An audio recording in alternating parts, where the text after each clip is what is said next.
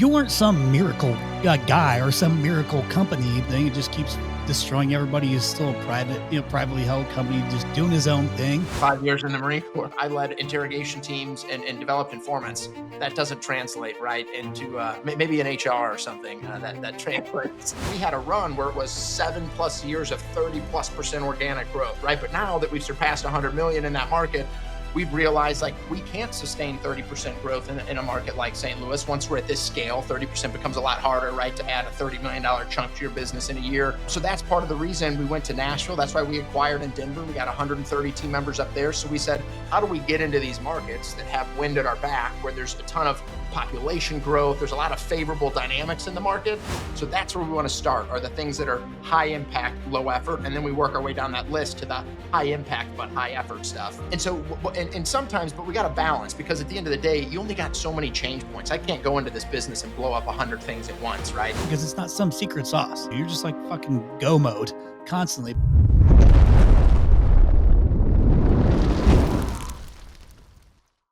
Hey, what's up to the point, listeners? It's your boy, Chris. How you like that intro? Just something about looking at the screen and seeing Chris Hoffmann just makes me want to talk like this. The hairline, it does it to my wife too. It's the hairline, dude. I mean, you can dock a couple boats there, buddy. I like it. I mean, that's the gift that keeps on giving. We are excited to have our friend Chris Hoffmann on the podcast today. It's an exciting day. I know you guys know this because obviously we're buddies. We have personal relationship. Today's a good day in the RYNO world. Now, though this is coming out, at the beginning of June, today is actually May 7th that we're recording this. And the official announcement that my gorgeous, smart, intelligent wife is the president of RYNO Strategic Solutions and taking over all of day-to-day operations to lead us to the promised land. And I am so pumped for it. And I appreciate your guys' support, because you guys know incredibly talented she is. But it's a good day to be a RYNO. I'm excited for her to take control and lead us, like I said, to the promised land. It's exciting. I'm glad it's not your boy. It's Anna. She's doing all this stuff, which you guys already know. Really, it was her that ran it before. So having her step back in and being able to take over leadership is a big deal. And we're excited about that. So I flew in here, like not literally, but I drove in here really, really fast because I was over at a conference before I got. Have you guys ever heard of, I hadn't never heard of this organization until like maybe a couple of years ago. Have you guys heard of Blue Collar Success Group? Chris Crew, Kenny Chapman. Have you heard of those guys? Mm-hmm. Okay. I didn't know who they were till a couple of years ago. And then they're having an event here over by the Cardinal Stadium. And so, I just went over there to meet with Chris and Kenny and introduce myself, say hello, and watch, Ryan, Kettering speak, who's, the CEO of Prolific Brand Design, who I was able to just partner with. So I was able to acquire 60% stake of the business. And I'm excited about it because at RYNO, we've probably used them. 30 or 40 different customers of ours have been super successful. And then Chad and I leveraged his branding for our roofing company, Redbird Roofing, and the drone business. I've used them for. So like, not only am I a user of Prolific, I'm a fan of Prolific. Okay. So I thought, why not just, pull a Ken Goodrich and buy the business? And so that's exactly what I did. So it was exciting to kind of go and be a part of it. And as being there as Prolific versus RYNO, a little bit weird, but it's an exciting day, boys. It's an exciting day. And congrats to Anna. That's huge. That sounds exciting. It sounds like it'll be a great next chapter. Dude, so pumped for it. You know what? Chad's going to be really disappointed today, Chris, because part of me coming in here last minute was I forgot my damn dad jokes. Oh, thank God. So I don't have them to share, which is unfortunate because I know how much you love them, and I just disappointed you today. So there's my one black eye for the day, as I forgot my dad jokes. Unless Hoffman's got some, I'm sure he's got it, but I don't know if he could actually tell them on air. No, I love dad jokes, but I don't have a good Rolodex of them. Yeah. I always wanted to be that guy who could everybody knows that guy who just rolls jokes off like the tip of his tongue. One a good friend of mine, his dad was always that guy. Hey, I got a joke for you. I was like, how do you remember all this stuff? Oh, Pete, you jokester. Well, we're excited. We got our buddy Chris Hoffmann on here, CEO of Hoffmann Brothers over in St. Louis, Nash-Tucky. How much time do you actually spend over there, Chris? Do you go over there very often over to Nashville? Not a lot. I've got there's some great ops leaders there, and they work directly with my brother Joe. So I'm probably down there once every other month or so, meeting with the team. And but really, I think they like me out of their hair. They're doing a great job running that thing. You said hair, and I'm gonna let that one go this time. Okay, it was a nice little segue for me. So you're staying pretty much in the loo. And by the way, I mean, listen, you got a farm you got to take care of too. So like that shit's a lot of extra work that you didn't necessarily, you knew it was going to be some work, but did you really know it was going to be this much work? Yeah. It's still, unfortunately, still a lot of travel, but just not to the Nashville operation. But I actually ran into your guys' GM at Redbird. We never got to connect. We happened to be in Florida at the same time in Miami, and he shot me a note when I posted something, and we were staying at the same hotel. And he goes, if you've never met before, you're not going to believe this. And he sent a picture of the hotel lobby, and he's like, I'm here. And we couldn't end up connecting, but that's kind of funny. Small world. Shit. That is random. Huh. I'll be damned. Small world. Chad, who the hell did you run into when you were down in Mexico? Who was that? I forget. Trey McWilliams. Oh, Trey McWilliams. That's right. We were in a pool, and I'm like, I feel like I know that guy, but this would be really awkward in Mexico at a random resort to go up to somebody and think I knew him. So we made some like awkward, like eye contact, like kind of sizing each other up. Like, I think we know each other. And then, they ended up being at the same place, randomly. I was there on my wife's work trip of all things, like just some random trip that we were taking. Work trip at the nudist colony. That's right. Awkward. Trey, it's cold in here, buddy. Yeah. Okay, let's get after it. So a couple things we're going to hit on today. And listen, I'm going to give credit where credit is due, because I was I've been a little busy these last few weeks, a lot of things happening, and not that all of us aren't busy, but today, I typically have a time where I do some prep for this podcast. And because we're all buddies and we have a lot of these conversations, like this should be a pretty easy one, but usually I prep better than I did. And I said, Chad, I need to tap you in, buddy, because I have not prepped at all for this particular podcast. And Chad stepped up, and he has helped us figure out what we're going to talk about today. So Chad, by all means, kick us off. Just let the listeners know, man, what we're going to hit on today, and then we're going to jump right into some topics. Yeah, so I think we're going to talk, we think this episode will release kind of early June. So I think, talking about how people are preparing for the busy season. I think in most areas, or at least the ones that Chris and I are in, is Memorial Day is kind of the kickoff to all things busy season. So we're going to talk about that, like what our thinking is, what we're making preparations for. I think talking about, Chris and I were at a roofing conference. What was that? Looking at my calendar, it was a couple weeks ago, three weeks ago ish. And we were talking about just kind of overhead and where that goes and what we can be looking for as we get bigger. Obviously, there's a lot more moving, a lot more plates spinning that we've got to keep track of. So talk a little bit about that. And then the last one would be kind of just how we view training. I think Chris and I started kind of our training academies are roughly about the same time-ish. We'll call it kind of 2020-ish, around there.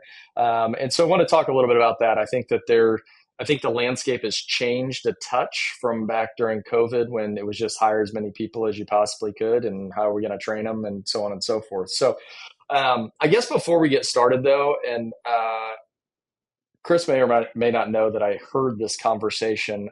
So we're at this roofing conference, we're at this dinner, and he ran into another gentleman who I believe was a veteran, maybe not, maybe had just done some, he did, he was doing some mission work, like over in Iraq or Afghanistan, I can't remember, Afghanistan, somewhere like that.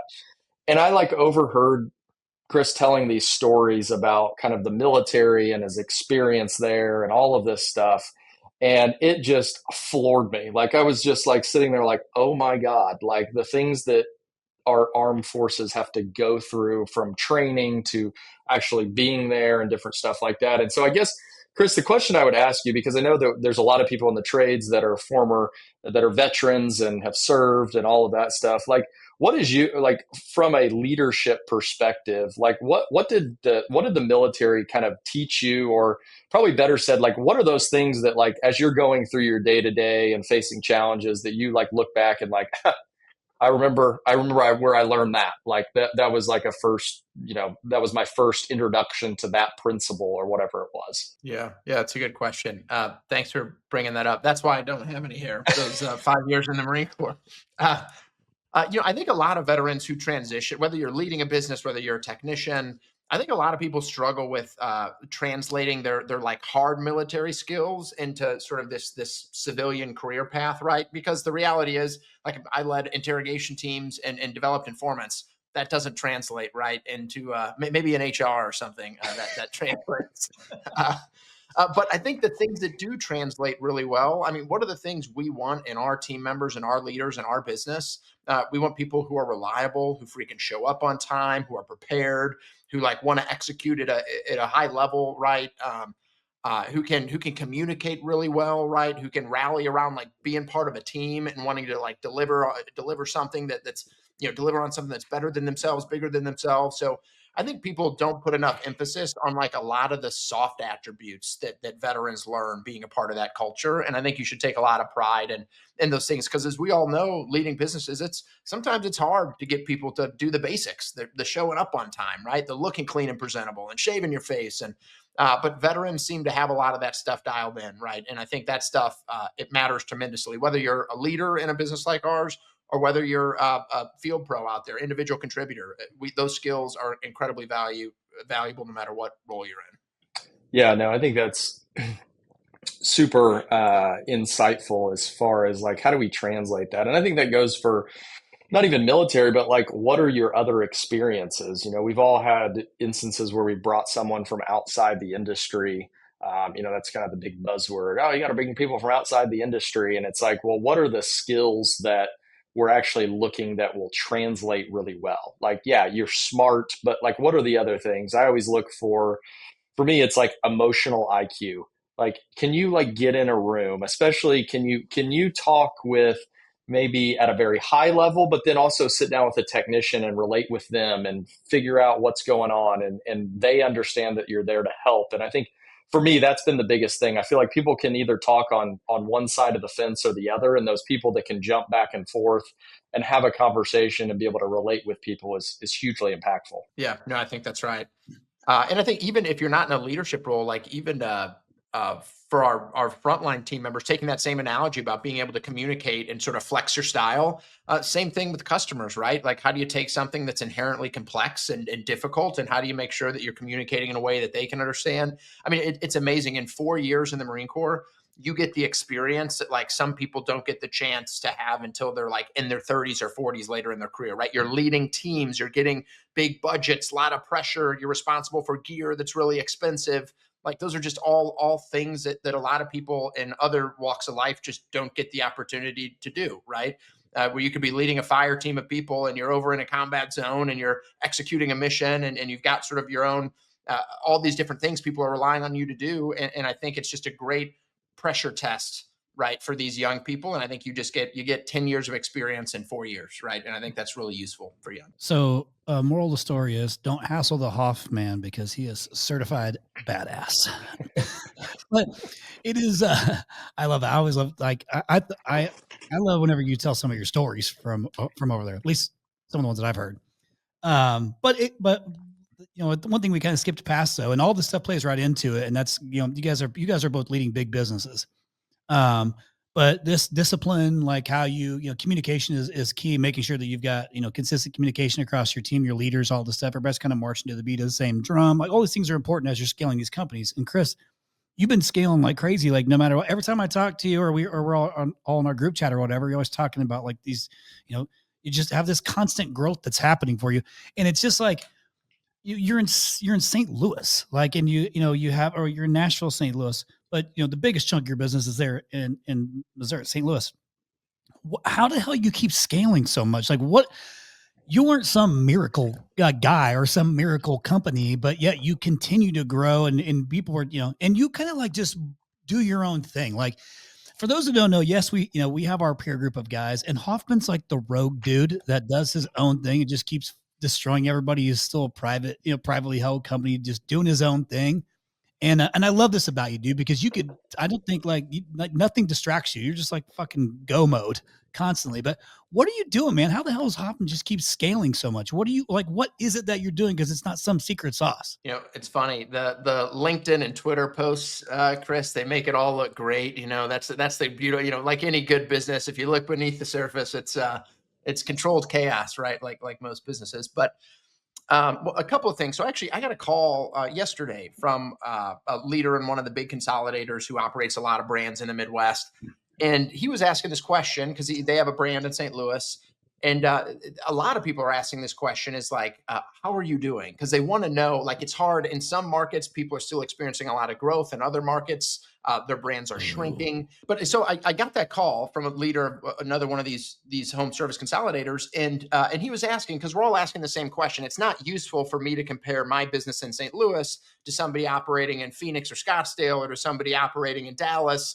And say like, oh, well, they're growing and I'm not, right? Because there's different weather patterns, there's different economic conditions, all these things. And so it was, and I share that because like St. Louis is a market that candidly population's not growing, right? We have headwinds, right? It's complex. The licensing dynamics are a pain. And the reality is our St. Louis brand right now, year to date, is now only growing at upper single digits year over year, right? Which is not huge growth. We had a run where it was 7+ years of 30+% organic growth, right? But now that we've surpassed 100 million in that market, we've realized like we can't sustain 30% growth in a market like St. Louis. Once we're at this scale, 30% becomes a lot harder, right? To add a $30 million chunk to your business in a year. So that's part of the reason we went to Nashville. That's why we acquired in Denver. We got 130 team members up there. So we said, how do we get into these markets that have wind at our back, where there's a ton of population growth, there's a lot of favorable dynamics in the market. And then as a small business, I think it's really easy to capture share, right? Stick out your elbows and compete against the guys that are there. And that's what we're doing. So we're getting the bulk of our growth now in markets like Nashville and in Denver and in roofing, where there, I think, a lot less sophistication among sort of the competitors in that world. So I think that's what's driving our big growth today organically. It's not our core Hoffman St. Louis brand. We've reached a point where I think we're going to hit singles and doubles in there, but that's not going to allow us to drive consistent double-digit growth for years into the future. Got it. So I actually forget that you're in Denver until you had just mentioned that. But when did you do that? Because that was October of last year. Yeah, good business. 27 million, about 130 team members. Great family-owned operation, and looking for sort of that next transition. And I've known them for 6 years, and so we connected. Realized there was a ton of alignment, and that's a business where, my God, give me 2026. I think that can be a 40 or 50 million dollar brand. So much opportunity, such an awesome brand, and we're excited to sort of bring a lot of our experience to bear on growing that business. Is it multi-trade? HVAC, plumbing, electrical. Yep. Okay. The Holy Trinity. Chris, when you go into these markets, and obviously the majority of listeners aren't buying a $27 million operation, they may be buying something smaller, whatever it may be. And so I think your advice can be, maybe tailored to them. So let's just say you go in and you buy a $5 million business. Like, where are you looking when you say add value? I know we've talked about this, but when you say, hey, when I'm looking at actually buying it, and then, day one through, 8-10 months down the road, like where does your team attack to drive value? Well, I'll say this, the playbook's different with every business, because the reality is every business is going to have different needs. They're going to be strong in different areas, weak in other different areas. And so what we do, here's the approach we take. When we go to partner, we put together an integration team. So we say, on our existing team, who are our rock stars and really great pros in our business that we can plug into this business in each of our different functional areas. We get somebody from marketing, somebody from the people team, right? We get somebody from accounting and finance. We get ops leaders. We now have created an ops and integration leader, both a VP and a director level leader, who really drive a lot of this, a lot of the integration work. But they've got this integration team behind them, and then we're just so we plug into that business, and we're there to learn initially. We try and do as much as we can during due diligence. We actually call due diligence Operation Head Start, right? We're getting in there and we're learning so that we know when we close, like, where are we starting to drive, where are we starting to where's the rubber meeting the road, and where are we starting to drive improvement right away. And sometimes, but we got to balance, because at the end of the day, you only got so many change points. I can't go into this business and blow up 100 things at once, right? So what that integration team does under the leadership of those ops and integration roles is they'll prioritize everything that they see that we might want to change, whether it's pay plans, whether it's our profit pricing method, whether it's installation or quality standards, or whether it's equipment pricing that we can go negotiate better, or whether it's their marketing team. Maybe they're not with RYNO, maybe they're with a worse agency, and we need to say, hey, we're going to take that over because we see bad results in the marketing bucket, or maybe it's call center ops. So we're looking at all those things and we're just learning. And then once we've got that list of all the things that we say, man, we need to do some change here, we prioritize them on 2 dimensions. So each of those items, we say, if we fix that or change it, what is the impact of that change, right? And then the second dimension is, what is the effort required to deliver that change? So a good example is maybe equipment cost that's super high impact. In that case, we saved almost $1 million on day one just from our negotiated national equipment pricing. That was high impact, right? Immediate high impact we could push in place, and it was really low effort, right? So that's where we want to start, are the things that are high impact, low effort, and then we work our way down that list to the high impact but high effort stuff that's going to take a little bit heavier of a lift. But that's our methodology. And we got to bring the leaders and the team along with us, right? They have to see and understand that the reason we're driving these changes is not only to make the business better, but once the business is made better, we can drive improvements in their compensation and benefits. A good example of how that worked out, right, with Ferguson, they knew that we had free 100% paid health insurance at Hoffmann Brothers for our team members. So nobody pays any premiums, almost $20,000 per employee we pay. So they really wanted that. So as we're driving all this change, asking them to do all these things differently, they were bought in because they said, hey, this business is going to stand by their commitment to invest in me. So here we are. We bought that business in August of 23, so almost 2 years later. And we've gone from a $12 million business to a $30 million business, doing $1.2 million on the bottom line to being able to do north of $3 million on the bottom line. And now they have free health insurance, right, as an example. So driving the change in how we do it's important, but also connecting the dots between why we're asking the team to do these changes and our ability to take better care of them. Does that make sense? Yeah, I think that's such a powerful point. Is it's always what's in it for them? Like, change is hard, change is difficult on any level, but like, to your point, if there's something reciprocal, like, hey, we're going to do this for you. Yes, we know change is difficult, but at the end of the day, we've done this before. We have a pretty good idea that this will make everyone's lives better, And I think, like, negotiating equipment. Well, the only way to pay for your health insurance, all of it, is to renegotiate our equipment pricing so that we have the dollars to actually pay towards health insurance, as opposed to 20% more on that furnace that we're putting in. A question for you.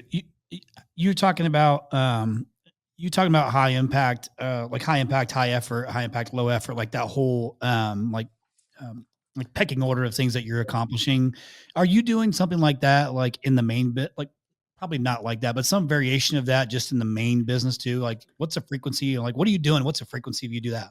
Yeah. Well, I think that lines up with our strategic planning process for our core businesses. So we have goals, which are sort of 3 to 5 year targets. And then we have strategies, which are like 1 year targets and all of this cascades, right? So our strategies are aligned to our goals. And then we have initiatives that are aligned to those 1 year strategies. And initiatives are 3 to 6 months in length. And those are like must do, can't fail, project-based work that we're going to deliver. Like, an example is, we have a price book overhaul that we're going through right now.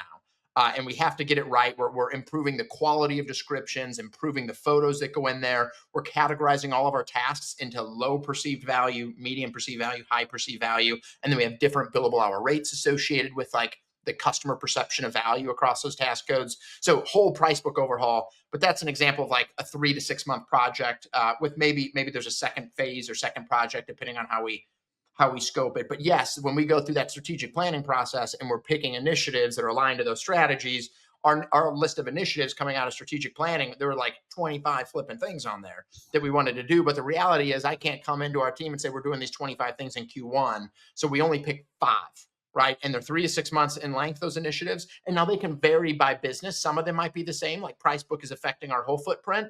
But like Ferguson Roofing may have some different initiatives that aren't necessarily the same as Hoffman St. Louis, Hoffman Nashville, Blue Sky in Denver. But any business is not going to have more than 5 because we want to make sure that I think the trap that businesses fall in is they deliver a whole lot of stuff but they do it all in a very mediocre way. And my approach now going into this year is the things we say we're going to deliver on, I want to pick less, but I want to deliver them in a very high quality, high impact way. I think that makes a whole lot of sense. I'm going to ask a selfish question here because what you said just piques my interest because we've talked about this, but you framed it a hell of a lot better, which is usually the case. The high, medium, low perceived value with different billable rates. Tell us more. Man, I should take this one offline. This is the secret stuff that people doing. Well, here's the reality, right? So we go to a customer's house and it's a customer supplied ceiling fan. Their perception of what they should be charged to hang the ceiling fan in a bedroom, right? Whatever it is different what they think they should be charged per hour for that task than what they think is reasonable to be charged to replace a whole electrical panel service entrance. Right? They perceive one as complex, can't mess it up. It affects the whole house. There's safety considerations. They perceive the other as, hey, I could find a guy on Craigslist and have him hang my fan. Right? And I don't want to chase off my customers by taking the same billable hour rate, the same rate that I charge for a panel, and apply that same billable hour rate to hang in a ceiling fan. So some of my task goes, the math we did is that my net price to the customers based on the weighted average of like the weighted value of each of those task codes. So we did the math before, after these price shifts. We want the revenue to be the same, but now we're getting more revenue on high perceived value tasks, and we've accepted lower for low perceived value tasks because I'm trying to avoid price complaints too. I mean, that's part of what you get is if you go out to do those low value tasks and and then you might chase off customers because they may be like, oh, look what they charged me to replace this outlet cover. There's no way I'm going to charge them or ask them to do my panel. So it's kind of like, hey, we accept lower gross margins and lower values on these smaller task codes, but in return, we look to recoup that on the higher perceived value type work. Yeah. Does that make sense? 100%. I mean, we looked at this. It was something that I looked at. I was like talking to customers every now and then. I'll have like a customer complaint that I'll deal with. And I'm like, when you're sitting there going, oh shit, I don't know if I would pay that to do just something very simple. And it makes sense. Like that's how we've all been taught, right? Well, make sure your billable hours right. Make sure you cover overhead, so on and so forth. And I think that what you're doing, and we've done something similar, not to that degree, which I'm going to go back and take a look at, but like these lower things, like especially for your membership base, like you want them to think, crap, I just call this guy and, they'll take care of it. We just added to our membership free drain clearing across the board. I got the idea from Bancroft out at Morris Jenkins. And I was like, so tell me about this. He's like, well, like it's a great perk to the membership because everybody has a slow drain and not as many customers these days associate the regular maintenance on their HVAC system as value. So they're probably thinking, I got to take a day off work. Like if it's working, it's working. I don't really give a shit, whatever, but everybody has a slow drain. And so we added that perk to the membership to, again, add value. It's a lower perceived kind of thing of like, oh, I kind of need this. And hell, I'll join the membership. I'm going to probably have you out twice a year to clear a drain. And we know that, a lot of times you're just clearing a drain. There isn't a whole lot of like, selling them extra stuff or whatever it is. It's like my sink's clogged in the bathroom. Please fix it. Thank you. Talk to you soon. Yeah.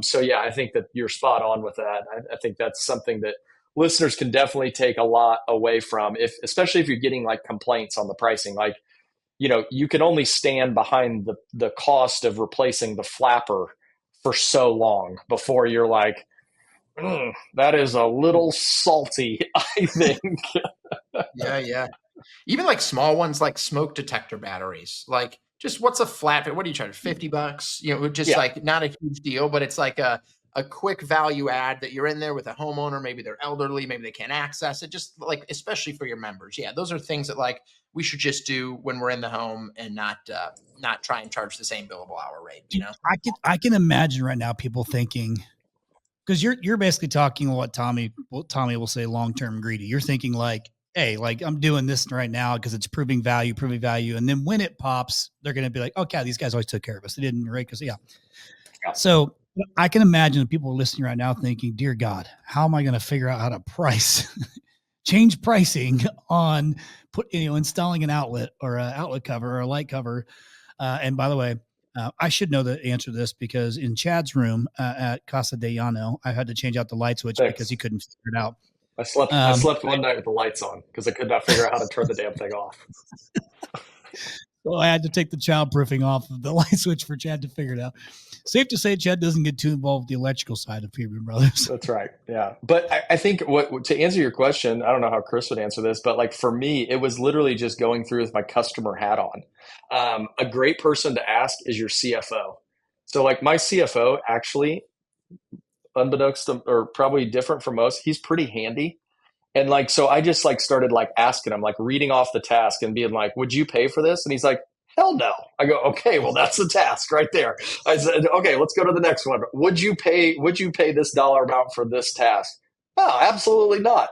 Would you pay for this? Well, yeah, probably. I don't know how to do that thing, whatever it was. And I think really you can kind of almost dumb it down to a certain, I don't know how you guys went through the process, Chris, of kind of figuring out what tasks were, but that was a very simple way for me. I was like, yeah, that doesn't seem right. Yeah, no, that's exactly right. We did that, and we grabbed some non-technical people in our business, and we gave them the description, what it was, and then the best way to do it, I think, is have like a field pro there who can also explain. Because the reality, the perception of value. Think about it not from us sitting in an office and reading the description.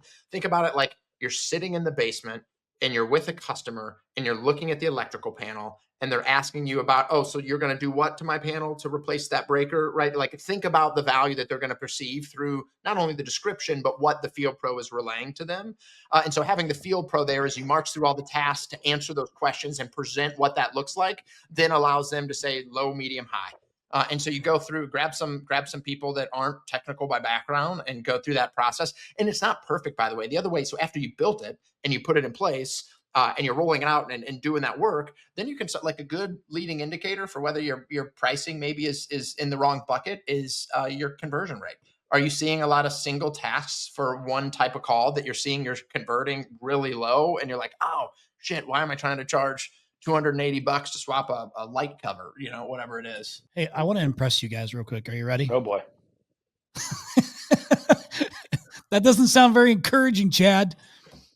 Since we're talking about electric, and I actually was thinking through this, and I started, I have my homeowner hat on. I'm thinking like, would I pay, what would I pay to have somebody come and install a breaker in my house? This is like real life stuff that happened here at the Yano house. Okay.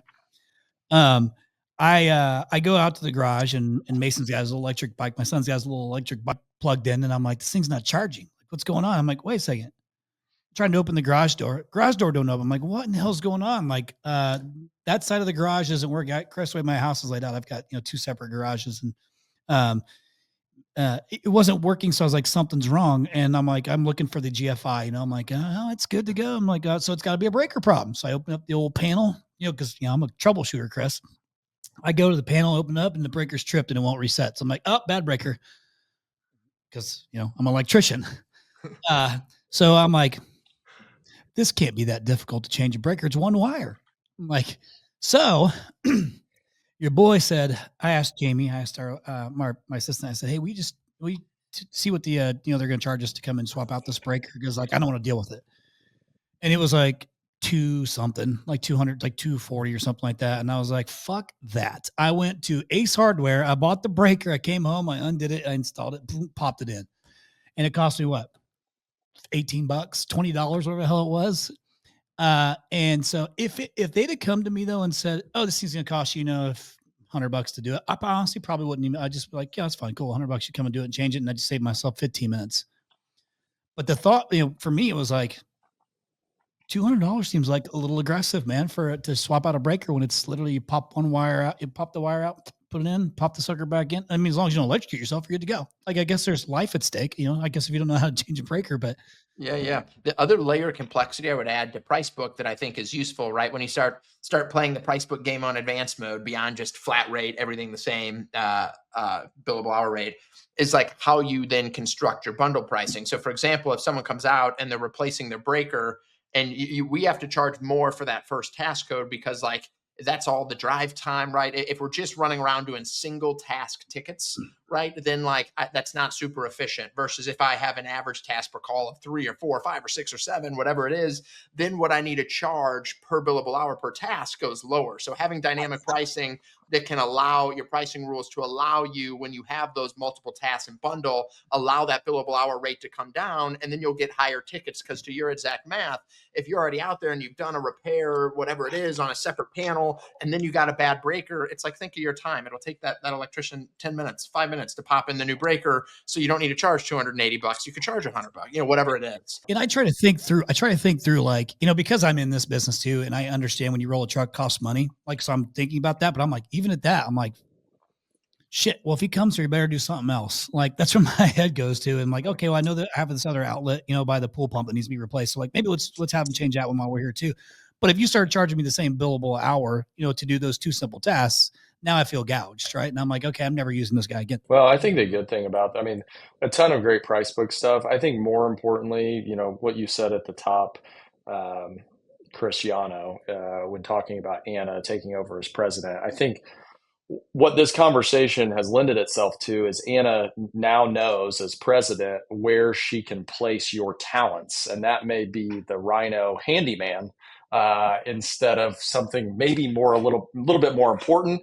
Right now, breaker comes up, bathroom needs cleaned, whatever it may be, she has her man in more ways than one. Oh my God, Chad's got jokes. Yeah. I was just saying, I know she doesn't listen, but if she does or happens to stumble upon this episode, there's just a little tip. It's right. This is going to be the one text message where he sends and he's like already got the video clipped right at this section.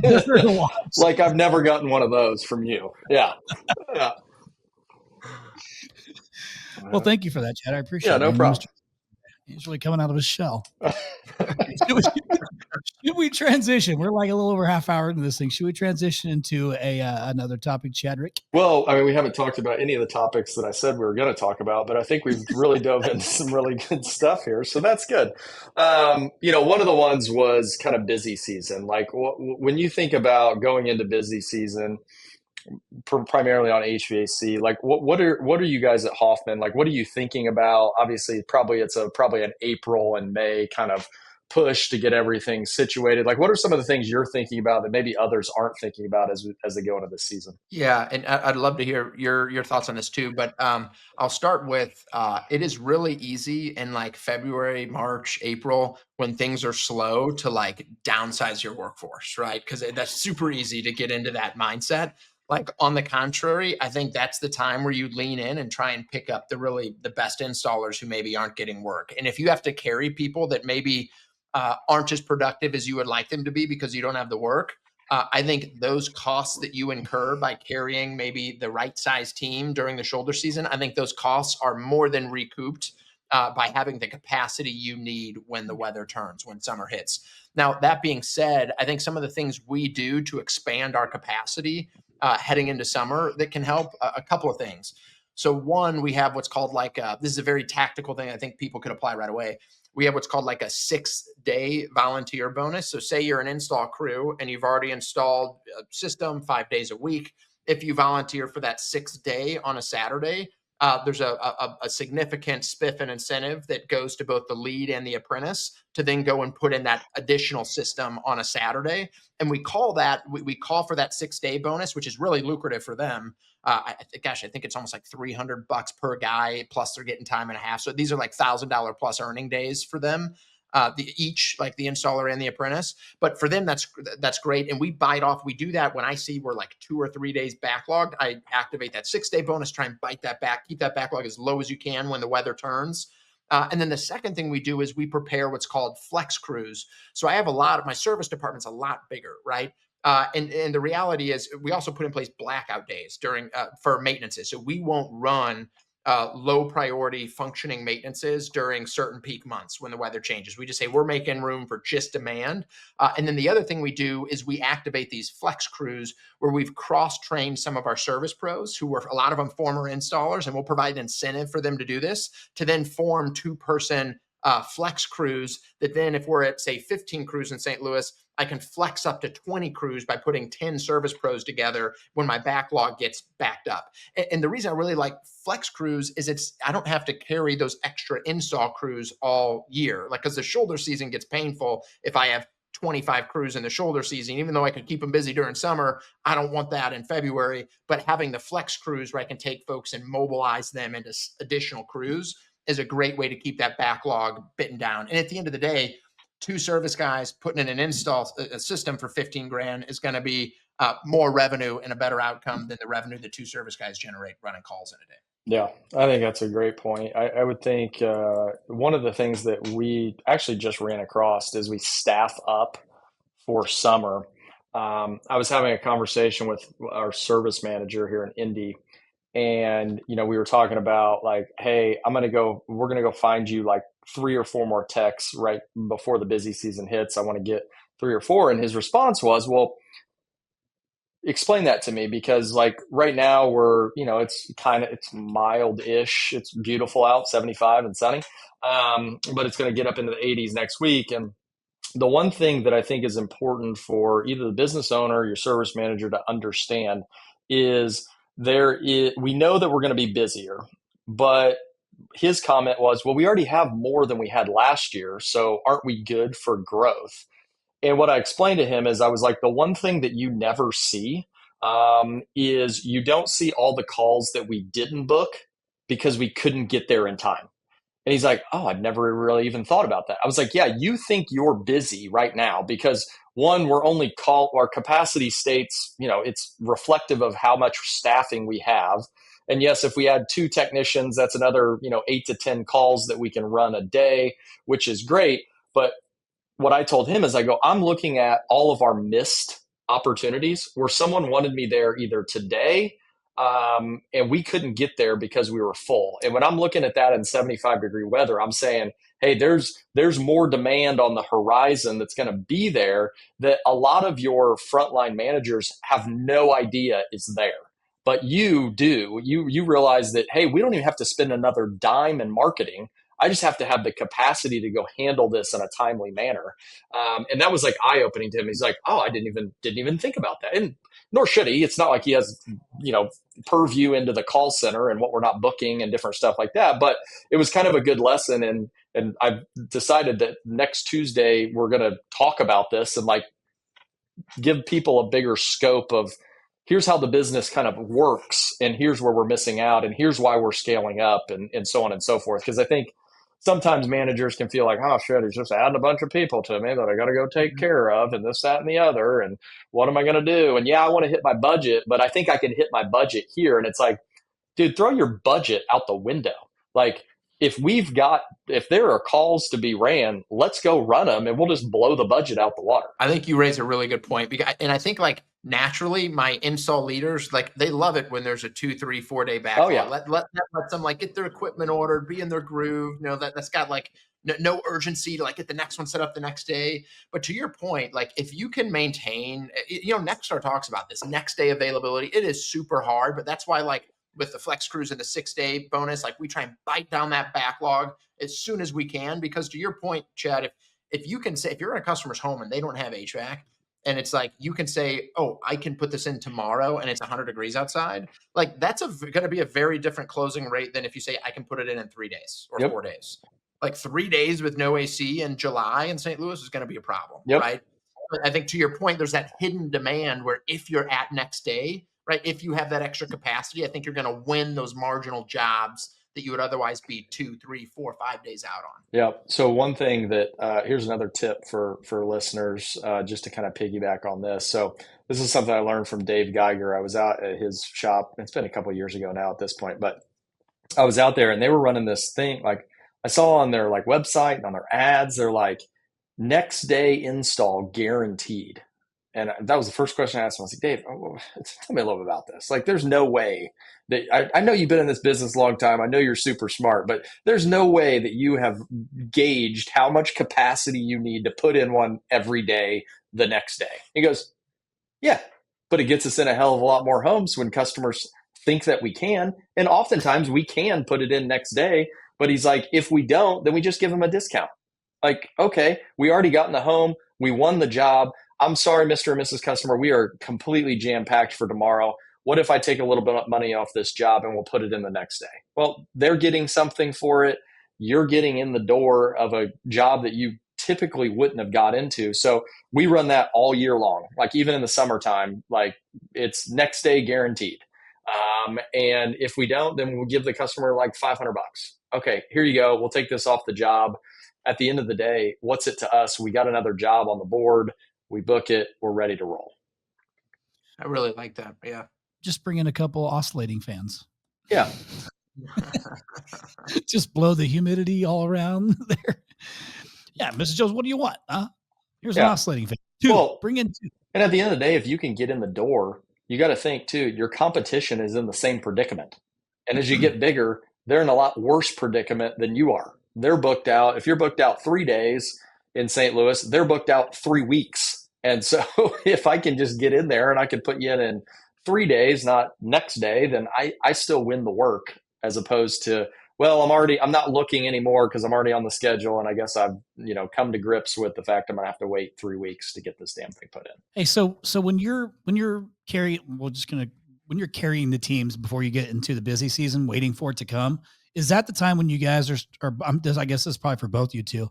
Is that the time when you guys are starting to like double down on some training and stuff like that? Like in that slower period, are you playing it that way? So they're not just kind of sitting there like twiddling their thumbs, or you're sending them home or whatever. Like, what are you guys doing to offset that? We'll do a couple things. One, like it's just, I kind of think of it like I want a minimum floor for hours that we're going to get. It's probably not going to be 40 hours, but maybe it's 30, right? When we get in that shoulder season with them.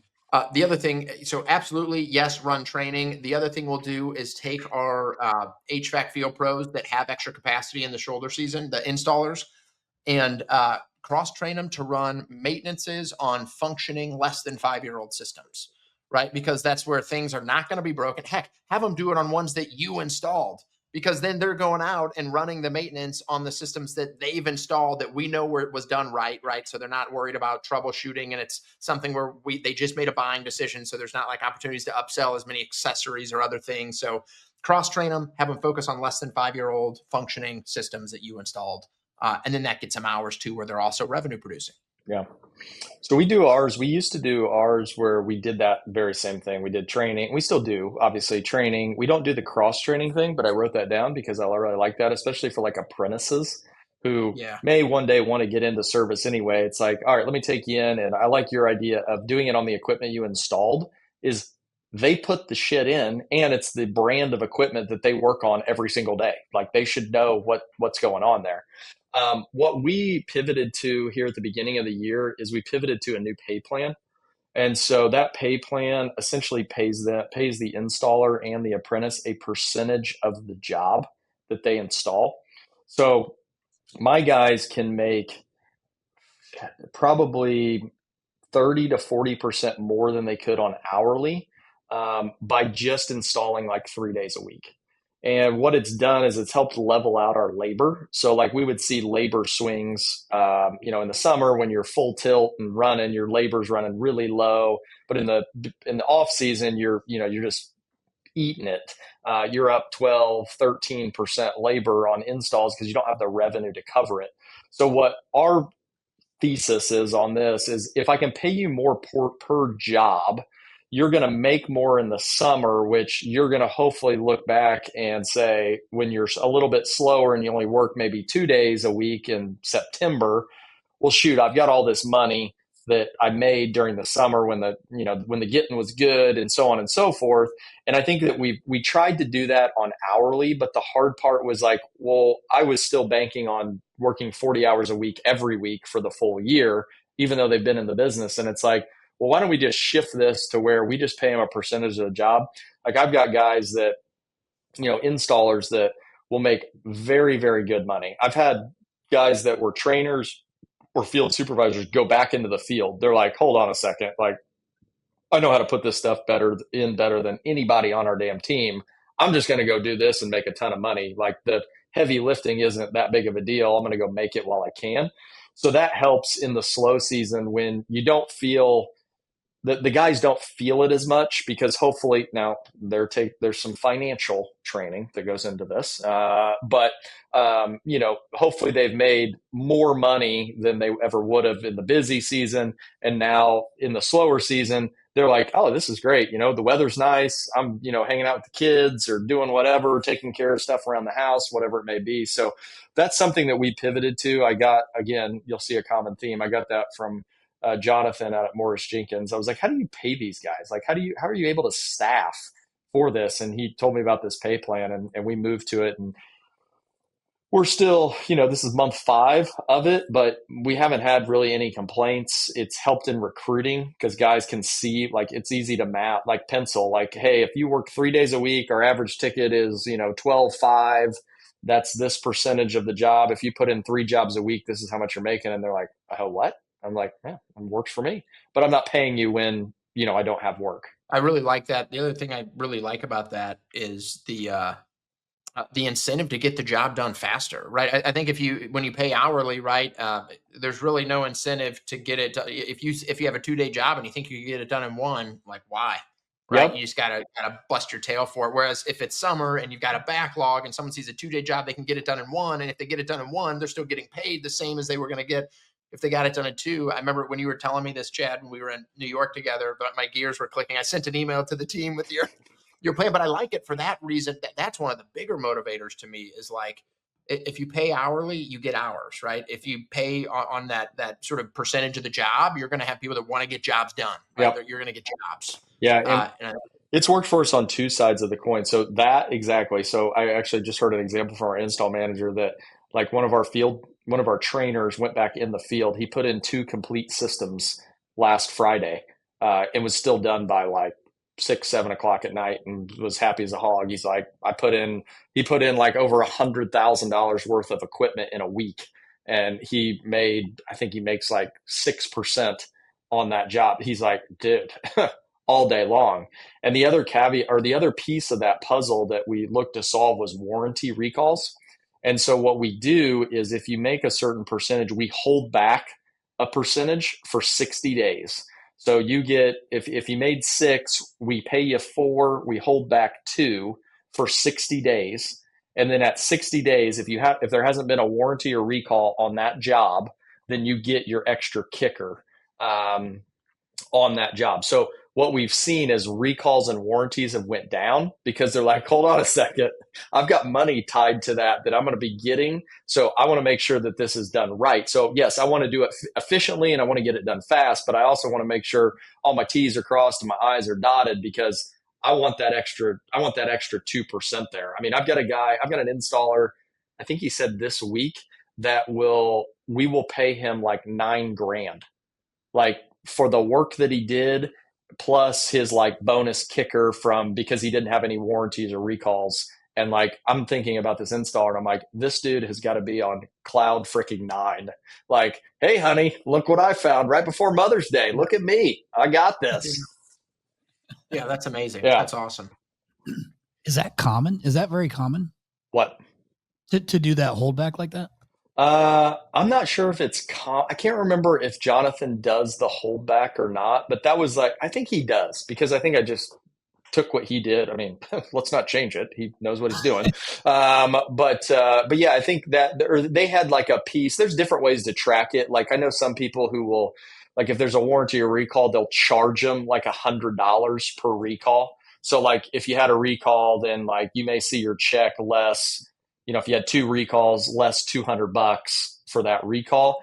We found that way a little bit difficult because, like, well, who's in charge? Was it the apprentice? Was it the lead guy? And so right now it's just like, hey, lead guy, your apprentice is your responsibility. If it was having something to do with the outdoor unit and he said it and all this stuff, well, you should have checked over his work. You should have made sure it was good, whatever it may be. So I'm not sure if it's super common, but it's worked. I mean, there again, we're 5 months in, so let's take it with a grain of salt. But at the end of the day, I think our installers are happier than they've ever been. They're making more money. We're getting more jobs done. And, I think the only thing that we haven't seen, and this just may be from switching over to the program, I think we'll see it in time. We haven't seen the urgency for guys to volunteer. like, ooh, I want to go get another job. Like there's some that get it, but not everybody. And I think that's somewhat of like a generational thing. I mean, we've all dealt with whatever generation they are. Z, is that what they are? The 20 to Yeah. 25-year-old, like they value their free time a hell of a lot more than they value like going and do it. Like I'm going to work, but I value my free time more, which is fine. Whatever. Right? It is who we are. Install is a young man's game, so we're going to have to adapt to what the young man wants. That is for sure. I'll not be doing installs anytime soon. So even Yeah. though I have Hard work. high IQ on my electrical skills, HVAC installations is not on that Yeah. list. So, Yeah. you know, the podcast goes so much better when it's just you two talking, and I just have to sit here and listen.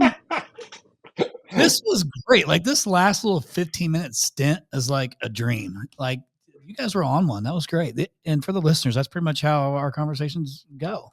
At least, you know, when we're talking about business. Yeah. Okay, and the best part is Chris and I have been together for shit. We were in New York together. We were in. We've had like our own. The weird part, the funny part is like there were other people that were supposed to. Well, you were supposed to come to Dallas. Right. Aaron was supposed to come to New York, and it just ended up being me and Chris, and we had a ball. We were just hanging out. We were working out together, hanging out, talking. It was great. I mean, you guys Our workouts are now like walking on the treadmill after doing Yeah, like we're old. We're old. But walking on the treadmill turns to one person pulls an earbud out. Hey, I got a question for you. And then an hour later, we're like, yeah, okay, well, I think we're done with our workout. We got some work done too. This is good. At this stage, I don't think I can run and talk. You know, that wouldn't go well. Absolutely not. Not very well. Hey, when you guys were down in Texas for that roofing event with Transform and Ryan Groth, you were on, Chris, you were on one of the panels with Tommy. Were you? I think I saw you on a panel with Tommy. You guys were on some panels with Tommy, and then Chet. Were you two on it? Were you two on a panel together too, or no? No, we both spoke individually, Different. and then we were each on a different panel. Different panels. Okay. One, was there like, cause though it's, you know, typically a roofing conference, was there much like other home service guys there that you guys ran into, or was it pretty much all roofing people? I think it was mostly roofing. Yeah, I mostly don't know. roofing. My vibe was it was mostly roofing. That's pretty much that's really what that group goes after, is roofing. But I knew he was trying to bring in some more, you know, home service. He's trying to like break his way in there a little bit and know how well it would go. Ryan's super sharp dude. I think the world of him. He's a good dude, good guy, Ryan Groth. Owns Sales Transformation Group. Some of you guys have heard him. We have some roofers that listen to this. I just was curious, like, was there something down there that you guys were able to take away from that you heard that was like, oh shit, maybe I should consider that in our business? I mean, I don't know what it would be, but was there any sort of like takeaway from that event that, you know, that you guys like, that was a discussion or anything like that? My thought, like I left there realizing it's a different business, and I realize there's a lot I don't know about roofing, right? Where like, you know, when it comes to HVAC, plumbing, electrical, I feel like I got the playbook, we're fine tuning, we got it dialed in. Like even like door knocking, like we had this perception where it was like, oh no, we're just going to be a retail inbound demand, like kind of like we were above door knocking. And then I hear some people like, no, that we should totally be door knocking. And they explain this honey hole method and how to do it in a good way. And I'm like, we're doing this all wrong. We should absolutely be door knocking. And there's people that are, one of the guys I talked to went from like 5 million to 50 million in like 30 months. And like he had a door knocking operation. And I'm like, holy shit. Yeah. We need to start knocking on doors. Weirdly, that was the one thing that like I've been so curious about. Like my team hates me because I'm like, hey, I got this great idea. Like I think we're gonna like knock doors and we're gonna create this team and it's gonna be wild. And they're like, you have literally lost your mind. And I'm like, no, it works in roofing. And like that was we had dinner with Ryan one of the nights, and we were talking about this and like going into it, and my wheels were turning. I'm sure like Chris's were as well. It's like, okay, hold on a second. Like, I think I can figure this out. And like, I've talked to, ever since I've like thought like, oh, this is a great idea to produce cheap leads or cheaper leads. They still cost money, but you know, like I've just thought about, like, I know that I can't remember his name, but he's out in California and he started like a plumbing water quality business, and all they do is door knock.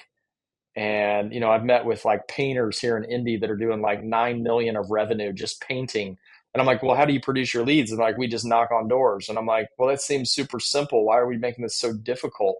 I'm like, there's got to be a way to figure it out. So that was one of the takeaways. I mean, I'm with Chris. Like, it's just, there's a lot of different things, but there's also a lot of similar things I feel like within the two, but it is definitely behind HVAC, plumbing, and electrical. And I think that's why it's so smart what Chris has done is like, hey, let's take all this stuff that we've worked so hard on and just sprinkle it on a roofing company. And oh, look at us compared to all our competition. The other thing I would add, totally agree. And I was looking at I was trying to find my notes. I sent a bunch of notes myself with all the stuff. The other thing I'd like, for the greenfield and roofing, it's just so much more attractive. The greenfield and HVAC, plumbing, electrical with inbound demand, like the traditional method, without sort of the storm events at your back. That's just hard. I mean, to get to where we are today, we're like just now cash flow positive in that market. Always been positive gross margin, but we had to build a big overhead body. You're buying market share. Your marketing as a percent of gross revenues was too high initially because you don't have any revenues when you start. So we're $5+ million cash out to get into Nashville. And like I look at a roofing and I'm like, oh my God, the infrastructure investment needed is so much less. It's just marketing, sales, and then you need a production management function, which you can centralize, right? And then you just need a network of independent contractors, high quality independent contractors. So it's like a totally different ballgame. And even Vertex, right, who's the sister company of Apex, probably one of the biggest roofing consolidators to date. One of their senior leaders told me they were greenfielding 12 roofing brands at once, right? Which nobody was doing that in HVAC. Why can you do that in roofing? It's a different game. And I think that's like super exciting and attractive. And our gears right now, in the middle of 2025, we're sitting here asking that question around, should we reprioritize our growth strategies and should we shift greenfield and roofing a little bit higher in our stack? Yeah, absolutely. I 100% agree. I mean, I think the issues that we run into in our greenfield locations is finding talent. Like, you've got to find an HVAC tech, you've got to find a plumber, an electrician, an install crew. You got to find all these things. Where in roofing, I just got to find sales guys. Like, in like from a back office, like I can do that centralized really damn easily. And then to your point, I find a production manager. We've got the crews. Go sell roofs, spend the money on marketing, and let her rip. Like, yeah, I mean, I think greenfield and roofing, like, whew, you could do that all damn day long, and it would be pretty seamless. I think the Vertex, the biggest piece that I took away from them that I was like so jealous of is they're like, yeah, we've created a university for training salespeople, and I'm like, well, that seems a hell of a lot easier than training technicians to work on a piece of equipment that is different in every application. Like a salesperson, here's what you're going to do. This is great. Awesome. Yeah. I mean, it's just, there's a lot of runway there for sure. If anybody's listening from Vertex, please send me a copy of your curriculum. Chad and I would love to take a look at it. And we'll give you our opinions too. Yeah, exactly. We're here for feedback alone. And we may rebrand it and use it. So we'll see how that goes. I mean, we got some room at Peterman Brothers. There's a good training facility there that we can, we'll go ahead and give it a go. We'll give it the old college try, see if we can make it work. If it works for us, then you've got something good, Vertex. Yeah, exactly. All right, boys. Listen, we are over an hour into this thing. Okay. We're having a good time. I can see, Chris's face is getting a little red, head's a little shiny, got a little sweat going. Chad's on one right now. It's because he's not drinking Mountain Dew today. Excuse me, Diet Mountain Dew. That's right. Today. Got to keep it. I don't know what. Keep it trim. I don't know what's summer's coming. Summer's a coming. The old summer dad Chad bod. He's got to get working on it. That's right. Well, boys, always fun, man. I appreciate. Hey, Hoffman, I'm glad we made this happen. Like I always like whenever I can just text you randomly and you're like, yeah, let's do it. And I'm glad we didn't have to move it because I wanted to do it today. So, but I appreciate you boys coming on here and just shooting the shit. We actually covered quite a bit of stuff from the high impact, high effort, conversation to the 6-day, the 6-day bonus. The flex crews, adjusted billable hours. We've learned that I am, if anybody is looking for a electrician in the Phoenix market, I am available part-time. As long as it's a flex schedule, I can probably make it work. And also, most importantly is Hoffman, why are you fucking laughing, dude? Like, I'm skilled labor, bro. I believe in you. I believe in you. Labor. I'm going to share one quick story to let you guys laugh at me, okay? Because I feel like you deserve this because I pick on everybody so much. Previous house I was in, Chad, I don't think, Chad, did you ever go to my other house? No, okay. No. So we built a pergola back there, and I was like, I'm going to wire this one. Like the pool panel was maybe 30 feet away. Okay. So like, I'm going to wire this one. So I rented a little trencher, a little stinger thingy. I'm out there trenching it.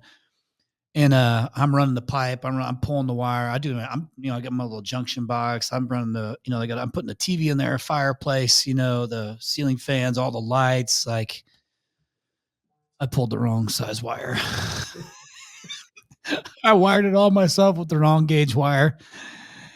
So I ended up having to hire an electrician to come and yank it all out and listen to that dude talk shit about the electrician that did the job. You didn't tell him? You sat there and just Wasn't me. I was just like, that was the one time the billable hours. I was just like, yeah, it's okay, man. Whatever it takes. I was like, please just don't tell my wife. That actually doesn't work. Please hurry up and get out of here before Anna comes home. I was like, why does the breaker keep popping? What the hell's going on? And then he's like, I used PVC when I should have used fucking EMT or the metal pipe, whatever it was. I was like, oh shit.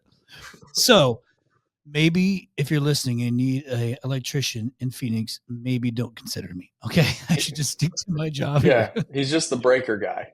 If you need a breaker replaced, he can do it. Other than that, he's not going to work. An outlet, if it's like a 110 switch, simple on and off, and it doesn't have to connect to something else, I'm your guy. Just give me a call. I'll do it.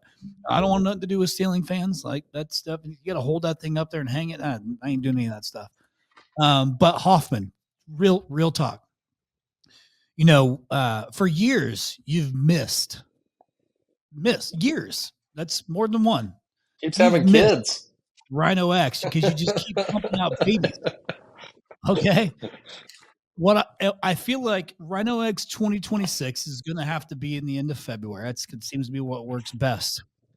But I'm going to reach out to you specifically to look at your calendar to make sure that I pick a date that you are actually available. Okay? I want to know because I've been blocking everything. I got Freedom blocked on the calendar this year, so I'm going to be there. I know I missed that twice. God. But right now, nobody's pregnant. So if you're looking at February, we should be good. Chris, Yano, if we can clear July, I'm looking at my calendar here. We got to be able to clear July, and you should be good for February. that's 9 months away. So once we're in July, I think you can pick a date, and we'll know he's going to be good. So if I can just go and get that place now, maybe you'll be a little bit thoughtful with your extracurricular activity. You can make RYNO X 2026. That's the debate. I want to keep going, but my wife's holding the line here. So. Building his own army. Well, listen, you got that farm. You're going to need a lot of hands, dude. That's Take care of that damn thing. All right, boys. Listen, I know it's kind of getting a little bit later on the East Coast. I appreciate you guys. This was fun. We got to keep doing stuff like this and getting the group. We got to do another one with our whole crew again. That was fun. That was a good time. So, to our listeners, like, this is the stuff I love you being able to hear is like, we're all buddies. We're all running businesses, and we all get to have these conversations and have fun with it. And so this is just another little glimpse into like what our, text groups and our conversations look like. But you always find a lot of good shit out of this stuff too. So, and even like every once in a while, even Chad puts in something that's smart. Yeah. It's something good. And he made fun of me today. I thought he gave me a compliment. Yeah, I don't know that I took that as a compliment, but I appreciated the joke. It was the effort that matters, right? That was one of the things that, the two dimensions that Hop was talking about was impact and effort. And you definitely did both of those things in that comment. So thank you. That brings it full circle. All right, boys, we're going to check out of here. Chad, you want to close this out, buddy? Because you're so good at, or maybe we should, Hoffman's going to fuck it up. We better just let Chad close it out. Yeah. So I think in closing out, I mean, a lot of great stuff here, especially as gearing up for the busy season. I think a lot of great ideas. If you've got questions, again, I think the biggest thing, if you're looking to grow and you want to make improvements, while some of the ideas that we talked about may be like, well, there's no way that we could do this. there's a way. Like you just have to think a little bit outside the box and you can make it happen. But, how can you incentivize your team to help you grow your capacity? I think that's the biggest thing. Chris talked about it.